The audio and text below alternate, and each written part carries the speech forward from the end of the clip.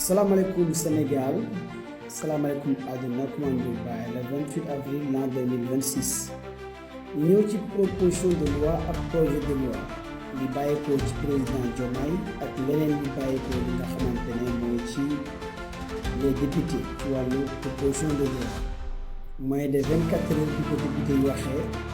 ñu génnee benn communiqué bu bàyyeekoo fi nga xamante ne mooy président Diomaye publié ci page Facebook coalition Diomaye génn def ay déclaration am lu ñu def ay révélation ñu war a jàngat ñaari éléments yi lii nag yàgg nañ koo wax parce que man yàgg naa wax ne 130 députés Pastef lan moo nekk seen njëriñ bu nekkee toog nañ 2 ans te président bi am na benn projet de loi bu nekk ci table bi le rôle d'un député mooy teg dara ginnaaw bi nga xamante ne député yi am na lu ñu bëgg a dugal teg ci benn proposition de loi ñu gis coalition Diomaye génn ne lii dañuy teg ay projet de loi yu bëree dem bay dooleel ay premier ministre yoo xamante ne kenn xamagut kan moo war a nekk premier ministre ci fan yi di ñëw waxoon naa leen nag sama dernière live bi d'ici 2 semaines lépp dina leer te lépp mu ngi commencé leer benn par benn bu ñuy càmbaree jàngat sorti coalition gaa yi ànd ak Diomaye ak yenn soi-disant opposants yi ak yenn mouvement société civile yi nga xamante ne tey comprendre nañ ci lu bëree bëri ce sont les lobbies qui sont derrière ces éléments de société civile, ce sont les lobbies qui sont derrière certains mouvements, ce sont les lobbies que ça soit ay góor jigéen que ça soit ay européens ñoo leen di dooleel di leen financer parce que lenn kese la mooy l'homme Ousmane Sonko bugguñu mu accéder au pouvoir lii mooy agenda bi ma yàgg wax le complot la personne Ousmane Sonko miy xeex li nga xamante ne européens yi américains yi lobby góor jigéen ñi la personne Ousmane Sonko mi incarne le souverainisme souveraineté moom la gars yi di mu accéder au pouvoir gars yi nag occidentaux yi américains yi ak yeneen lobby yi ak góor jigéen ñi jaral na leen dugal ay milliards et des milliards pour financer yenn classe opposants yi wala financer yenn classe soi-disant les mouvements société civile pour ñooñu ñëpp def bientôt les jours qui viennent da ngeen di gis ngandimaamu coalition ak ay alternance yi gars yi créé pour war a faire face li nga xamante ne mooy L29 L30 pour jéem a barrer la route envers Ousmane Sonko question bu ñuy posé rek mooy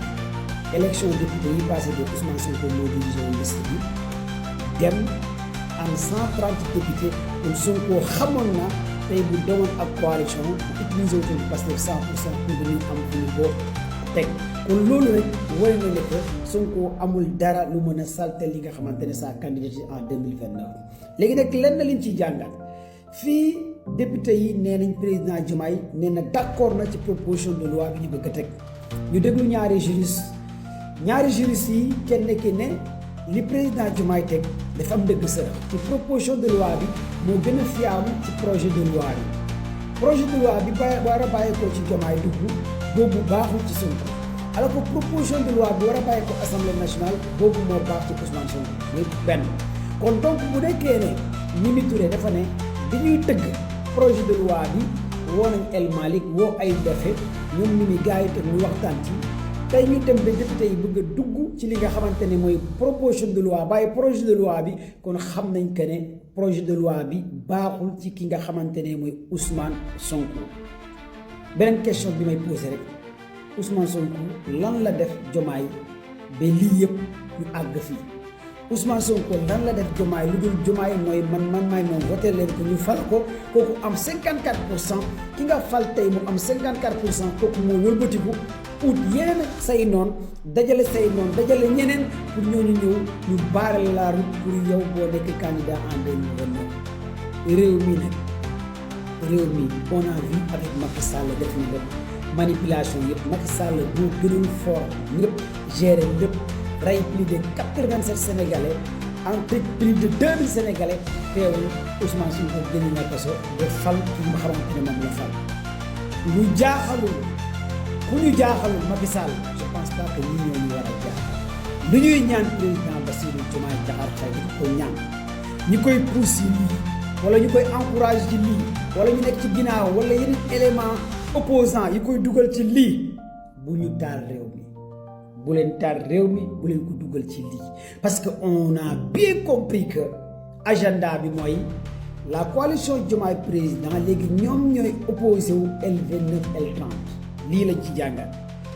lan moo tax ñoom ñu génn benn président Diomaye monsieur le président d'honneur alors que président Diomaye validé na leer kon lan lañ ci war a mën a jàngat muy opposition bi nga xamante ne ñu ngi commencé boycotté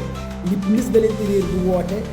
le 30 dem bene bi ñuy créé commission nationale électorale nga xamante ne que ay réew yu am guerre lay am lu mel ni ay Côte d'Ivoire de Abdoulaye Wade Macky Sall ba si Abdou Diouf ministre de l'intérieur moo doon organiser ay élections présidentielles au Sénégal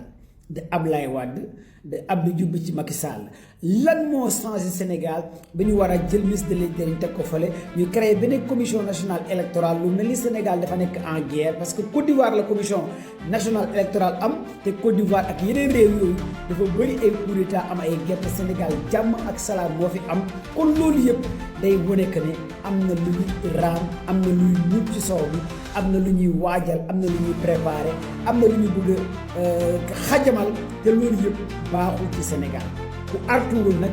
di nga àtte ku artuwul di nga àtte ku waxul ci lii di nga wax ci leneen ku yaakaar ne askanu Sénégal bana sonko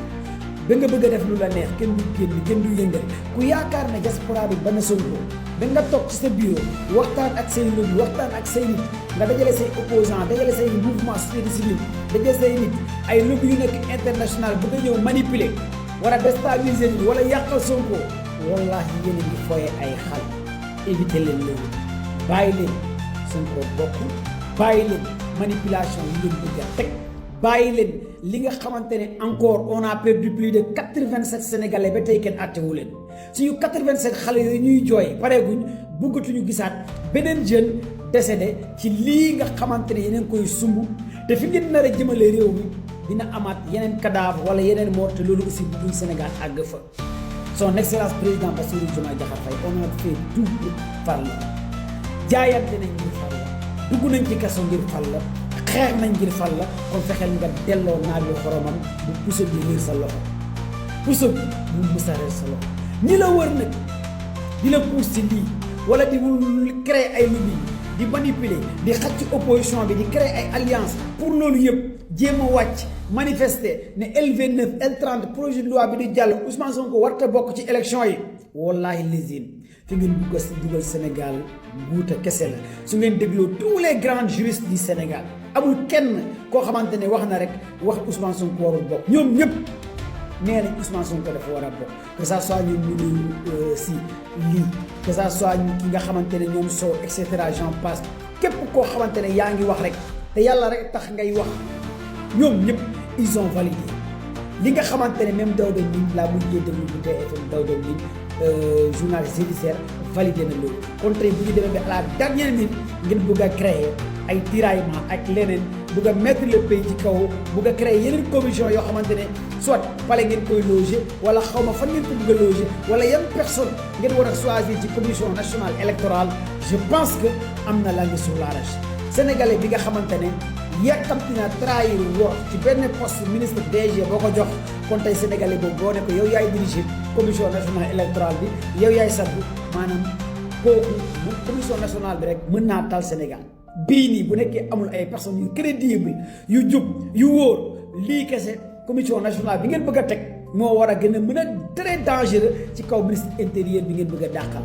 je pense que il fallait laisser Sénégal continuer comme ni mu doon continuer mu samp comme ni mu doon sampee Ousmane Sonko bokk keneen ak keneen bokk Barthélémy Dias forever ak ñëpp ñëw bokk ñu ànd ci élection yi réew mi ne jàmm na ñor parce que sénégalais bañ na lépp contre na lépp mais sénégalais bëggul injustice sénégalais bëggul ngay néewal nit doon sénégalais bëggul ngay teg pression ni sénégalais bëggul ngay forcer bopp ay nit ñun kenn duñu forcer sa bopp sénégalais yi bu nekkoon forcé boppam Macky Sall combien de fois la forcé jël ay millions neexal ay kilifa diine jël ay mallette dugal fu ne xaalis jënd ay nit def lu ne mais teewul sénégalais yi ñoo ne Macky Sall yow ak say milliards say millions doyal nañu sëkk Ablaye Wade ku ko yor gënoon yor ay millions ay milliards bi sénégalais doyale ci moom dañoo wax Ablaye Wade yow ak say milliards say millions doyal nañu sëkk te askanu Sénégal xale ñooy fal kon président Bassirou Diomaye Diakhar Faye bul tiim caisse noire bi wala ñu naan la yaay président bi wala gars yi wër lañ ne la war nga mën a am deuxième mandat boo tegee sa commission boo tegee nangam ay calcul pour am deuxième mandat président Diomaye yow doo Macky Sall opposé na dugg ci àll bi campagne 5 ans 4 ans 7 ans mu doog a gagné Sénégal Ablaye Wade 20 ans mu ngi opposé wu doog a gagné Sénégal kon yow nag dañu laa yekkali li nga xamante ni mooy comme que dañu laa yekkali nguur gi ki la yekkali nguur gi mu ngi dund deewul mu ngi fi xale yi gëm nañ ko roy nañ ko ñu ngi lay ñaanal président Diomaye l'heure est grave kon donc nag fexeel bu puso bi réer sa loxo suñu président nga nag suñu lépp nga nag par respect par lépp nag lii raam ci ñag bi la jëm te yàgg nañ koo wax am affamé du pouvoir wala bëgg a nekk nguur wala bëgg a forcer couteau coup deuxième mandat bu mu la jaral ëllëg ci biir ñu taxaw ne Diomaye moo fi nekkoon président Sénégal commande de Baye la abonnantadeur salaamaaleykum patriote yi partagé le maximum sécurité Ousmane Sonko day nekk candidat 2029 et Sonko incha allahu rabbi day gagné élection présidentielle en 2029 patriote yi dañ leen jëli seen carte yi dem bindu ji lii mooy message jàngeen